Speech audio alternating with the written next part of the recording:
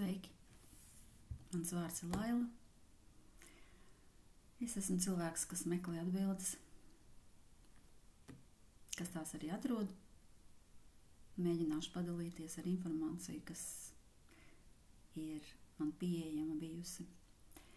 Un ar to, kas man ir norezonējusi, es esmu sajutusi, ka tā ir patiesa.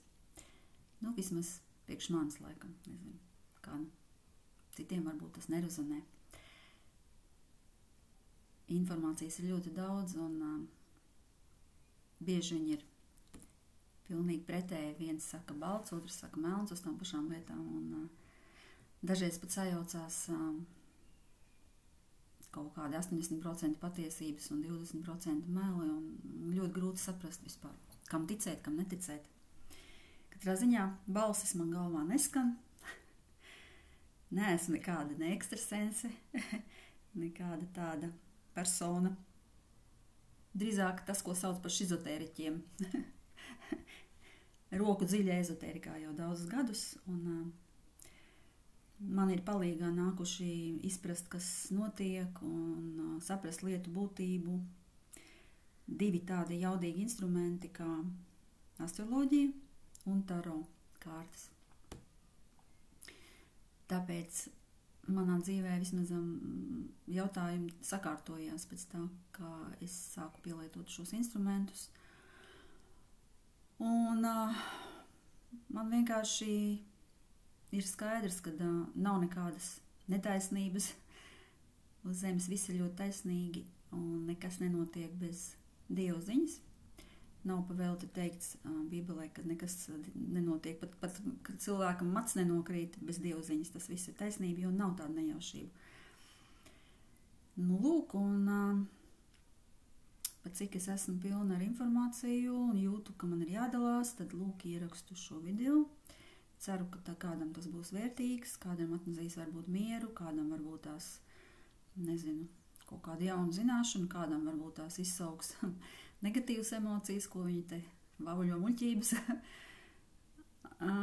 Nekam neticu, un viss ir tikai tas, kam var pieskarties un izskaidrot un zinātniski izmērīt. Tad, lūk, šeit būs stāsts par to, ko nevar varbūt zinātniski izmērīt, bet tas ir, viss eksistē. Ir lietas, ko mēs neredzam cilvēku acis. Izņemot dažas, protams, ir tādi cilvēki, kam ir dots spējas redzēt to, ko citi neredz. Bet, vairumā mēs esam tādi, kam viss ir ciet, trešā acis ciet, un, atliek tikai ieklausīties savā, varbūt, intuīcijā, savos sapņos, ko rāda, jo bieži mums zīmes dotas tiek arī sapņos, un intuitīva pirmā doma vai sajūtas, ja mēs dzirdam labu, pozitīvu kaut kādu informāciju, kas mums tā kā ļoti noder un rezonē, mums ir skudriņas pilnīgi ķermenī. Tā kā ķermenis mums ar kādu instruments ir, lai mēs sajustu, vai šī informācija atbilst tam mūsu iekšējai, tā teikt, patiesībai, realitātei. Lūk, un tēma, kurai es veltu šo video, ir tāda tēma, no kuras cilvēkiem ir bailes pārsvarā. Nāves tēma. Tēma patreiz ir aktuāla diezgan daudziem cilvēkiem. Patreiz ir tā, ka arī aiziet cilvēki ne tikai bojā, kas, teiksim, kara darbības zonās, kā aiziet bojā, nomirst. Kara darbības zonā, no slimībām, un tad ir jauni veci, aiziet arī patreiz daudz tādi garīgie skolotāji, kas ir arī devuši savus, tā teikt, zināšanas, savu gaismiņu cilvēkiem, un viņi arī aiziet, un tad daudziem rodas jautājums, kāpēc aiziet, taču tik gaišs cilvēks, bet aiziet tāpēc, ka ir cilvēks izpildījis savus uzdevumus. Uz šīs dzīves. Viņš ir izpildījis visu, kāpēc viņš atnāca, kāpēc viņš piedzima. Un pārsvarā to var arī redzēt astroloģiskajās kartēs, kāpēc cilvēks vispār, kāda ir uzdevuma, kāpēc viņš tiešām ir atnācis, kas viņam jādara.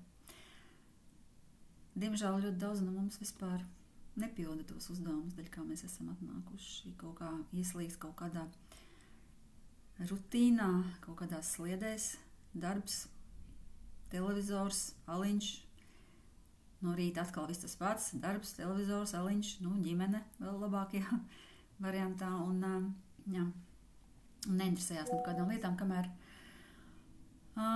kaut kas dzīvē notiek, kaut kas tāds parasti negatīvs, kas veicina cilvēkus sākt domāt, kad kaut kas varbūt tās, kāpēc tā notika, un tas ir tik netaisnīgi, es taču nevienam neko sliktu nedarīju, un par to arī atsevišķi stāst, par to es tādu lietu kā karmu pastāstīšu vēlāk citos varbūt video. Kas ir karma? Cēloņu un seku likums.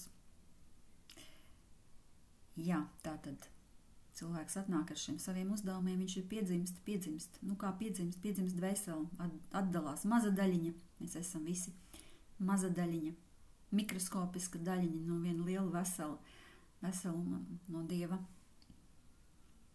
Daži domā, ka tas ir tā kā bildītais uzzīmēts tēls, bet tā diez vai tas ir. Milzīga gaismas enerģija, mīlestības enerģija. Mēs esam maz stariņš iekšā. Un, lai mēs varētu pildīt savus uzdevumus, protams, mēs dabūnam piedzimstot ķermeni. Un šajā piedzimšanas brīdī ir viss ierakstīts cilvēkā, dzīvē. Viss ir ierakstīts astroloģiskajā kartē, to var redzēt. Cik tas ir interesanti, cilvēks piedzimst un tajā minūtē, sekundē viņam jau ir astroloģiskajā kartē redzams, kāda būs viņa dzīve. No punkta A līdz punktam B vienīgais, ko nevar redzēt, kāda būs cilvēka izvēle, ko viņš izvēlēsies.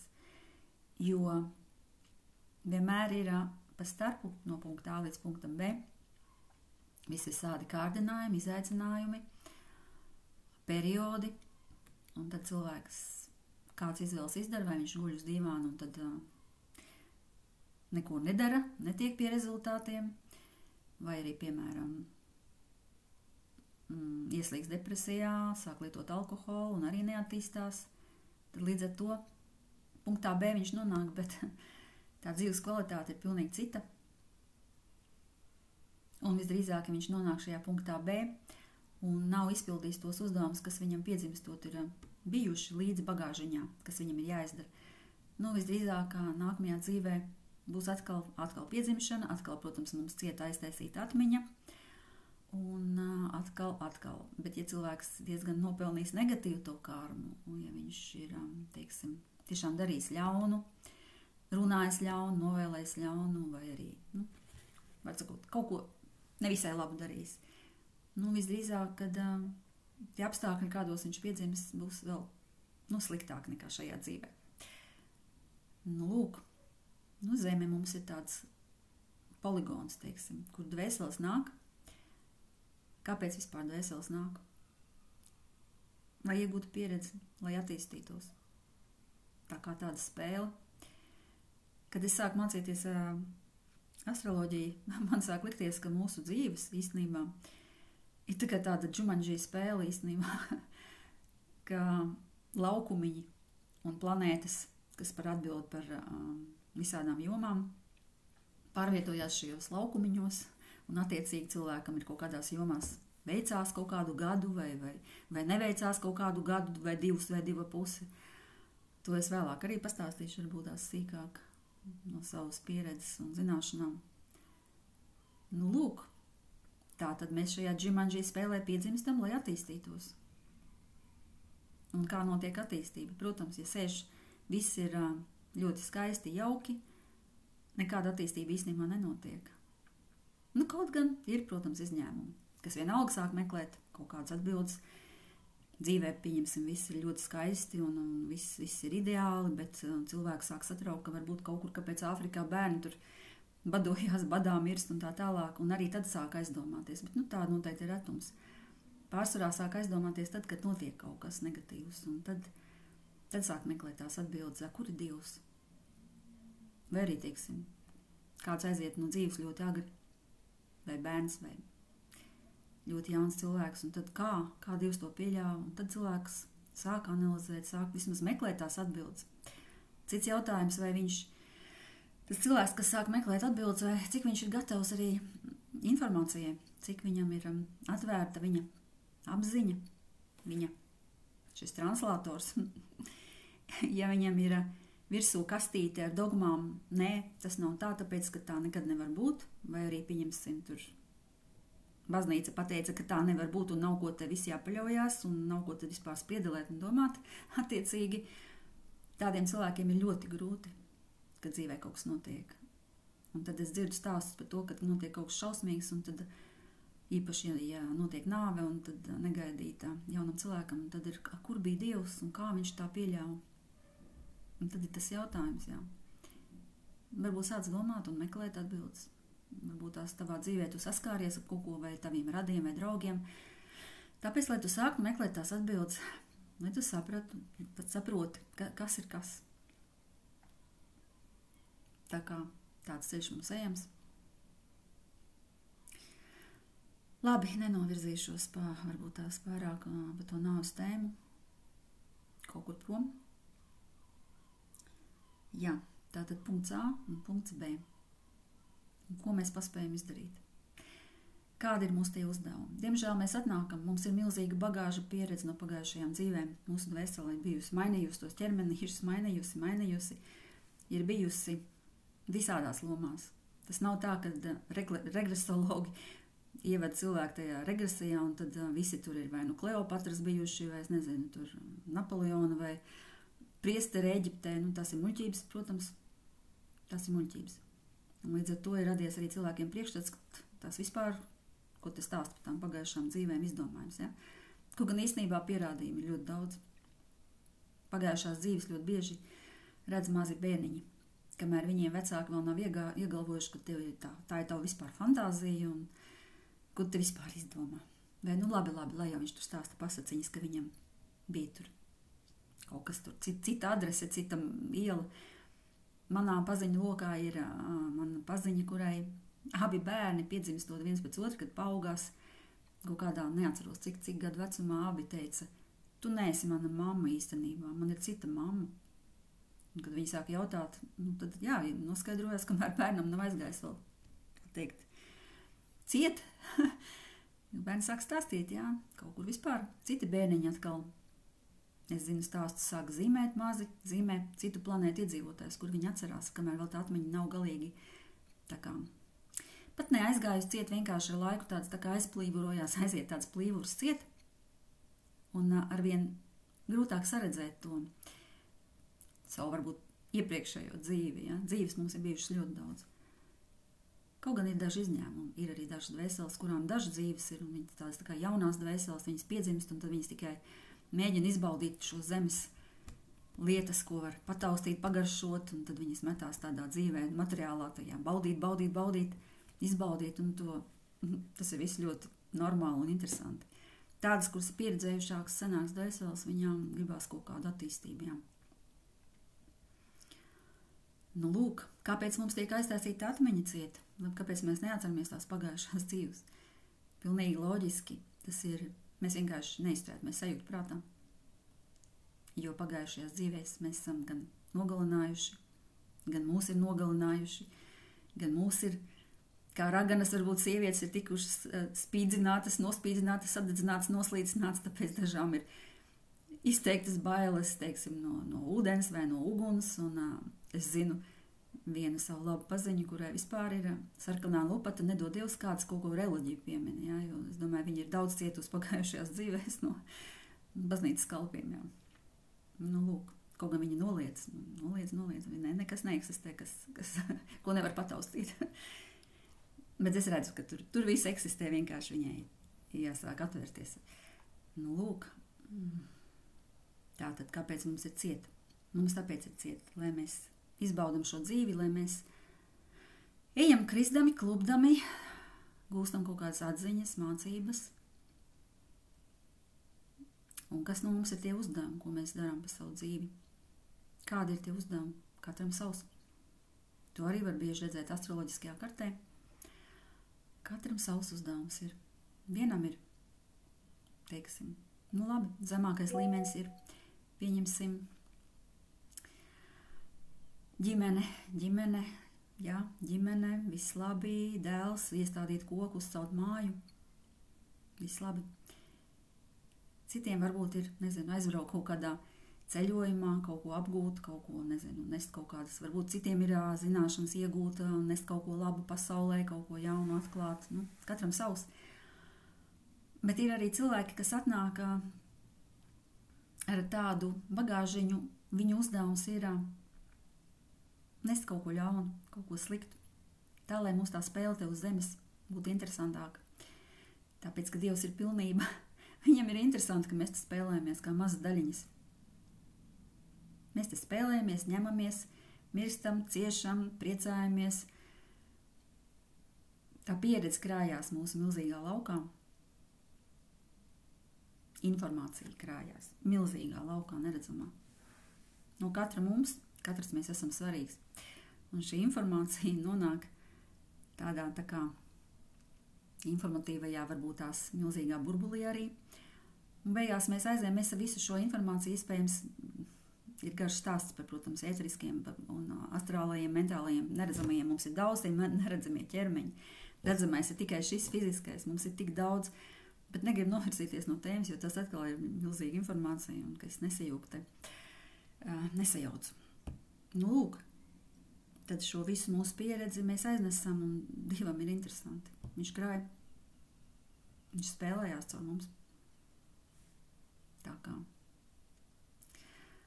Pat ejot caur tādām sliktām lietām, ir jāatcerās, ka mēs esam nevis ķermeņi, kuriem ir tāda dvēselīte, bet mēs esam dvēseles, kuriem ir tās ķermenis iedots. Protams, ķermenis mums tiek iedots attiecīgi uzdevumiem, kuri mums jāpilda. Citam tiek skaists ķermenis iedots, attiecīgi viņam ir savi uzdevumi, savu kārdinājumu, kas jāpārvar. Nu, tas ir no cilvēka atkarīgs, kā viņš tos kārdinājumus pārvar. Vai viņš spēs izšķirt, kas ir labs, kas ir slikts, un pat ne labs, ne slikts, bet kā ir pareizi, nepareizi. Un arī tā ir pieredze, pat ja nepareizi. Citam tiek iedots ķermenis, kas ir, teiksim, nav vesels, vai pat nekustās, vai saslimst ar kādu slimību, kur, diemžēl, tad arī, jā, ir grūti. Un arī tas nav nejauši, jo tas ir arī vecākiem mācību stunda, kuri rūpējas par šo cilvēciņu, kuram ir grūti, kurš varbūt nefunkcionē. Tā ir tēma, milzīga tēma, par ko vērts aizdomāties, ka nav viss vienkārši un nav tādas netaisnības. Viss ir ļoti taisnīgi. Vienkārši mēs ar savām mazajām cilvēku smadzenītēm, tādu mazu mikroskopisku daļiņu tikai varam kaut ko izdomāt. Mums neieliekās prātā vispār tādas milzīgas lietas kā kosmiskā taisnība. Tas, ka pieņemsim, tas, kas šajā dzīvē, teiksim, ir slepkava, viņš iepriekšējā dzīvē varbūt ir upuris bijis vai otrādi. Tā kā tas ir tāda tēma interesanta. Interesanta. Un viss ir taisnīgi. Tieši tā. Tā kā vienmēr man ir interesējis, kāpēc nodzīvo līdz sirmam vecumam, teiksim, tādi cilvēki, kas, teiksim, tajā pašā pēc otrā pasaules kara tur tie, kas tur citus spīdzināja, kāpēc viņi tā tad viņu uzdevums, tas bija viņu uzdevums. Nākamajā dzīvē viņi piedzims varbūt tās par upuriem, vai par bērniem kara darbības zonā, vai Afrikā. Attiecībā no savu, ko viņi sakrājuši, kādu karmu viņi sakrājuši ir, jā. Un attiecīgi, ja cilvēks ir darījis labu, viņš nākamajā dzīvē var piedzimt ļoti labā ģimenē. Tādā ģimenē, kur viņš arī ne tikai labi dzīvo, bet viņš arī attīstās un vēl kaut ko tālāk var kaut kādu līmeni sasniegt, kaut ko meklē arī, kaut ko mācās, kaut ko citiem var dot kaut kādu zināšanas un saprašanu. Tā kā lūk, tādas lietas, ko es gribēju pateikt tiem, kas varbūt tās sāk tikai to ceļu, kas varbūt tās tikai sāk aizdomāties par šiem jautājumiem, īpaši par nāves jautājumu, jo tā ir ļoti smaga, traumatiska tēma cilvēkiem.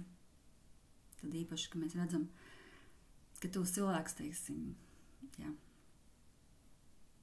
guļ augsts un īstenībā mēs jūtam, īpaši bērni to jūt, bērni pusauģi, viņi jūt, ka tas nemaz nav tas nemaz nav mans tas tuvais cilvēciņš, kas tur guļ. Bet viņi to intuitīvi jūt, ka tas ir tikai tāds augsts jau ķermenīts kažociņš, kas noņemts ir, lai varētu pēc tam citu uzvilkt. Elegantāku mētelīti varbūt, citam varbūt tās mazums. Kaut kādu vēl sliktāku kažociņu nākamajā dzīvē. Tā kā, jā. Nu, lūk. Ko es vēl varētu pateikt par nāves tēmu? To, ka bērni vairāk saprot par mums un ir gudrāki par mums, to jau es teicu. Ļoti žēl, protams, ka aizsērējās ar laiku. Bērnu tā visa iekšējā zināšana un tās kosmiskās zināšanas. Kaut gan labā ziņa ir tāda, ka tagad nāk bērni, īstenībā ļoti īpaši bērni, un viņi jau nāk no 80. gadiem īpaši tiešām. Un katra paudze ir vien īpašāka. Viņiem iekšā ir milzīgas kosmiskās zināšanas. Un vecāku uzdevums ir nevis aizvērt un teikt, ko tu te mūdi, ko tu te izdomā, bet veicināt un uzklausīt un ieklausīties. Un ja viņš tev stāsta pagājušo dzīvi un kurā zemē viņš dzīvojas, tad ieklausies un pajautā un izjautā.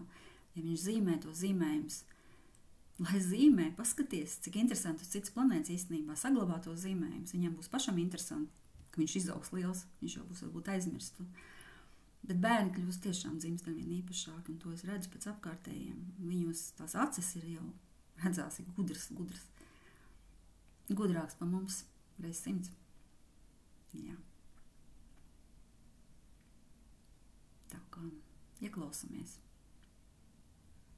Ieklausamies apkārtējos.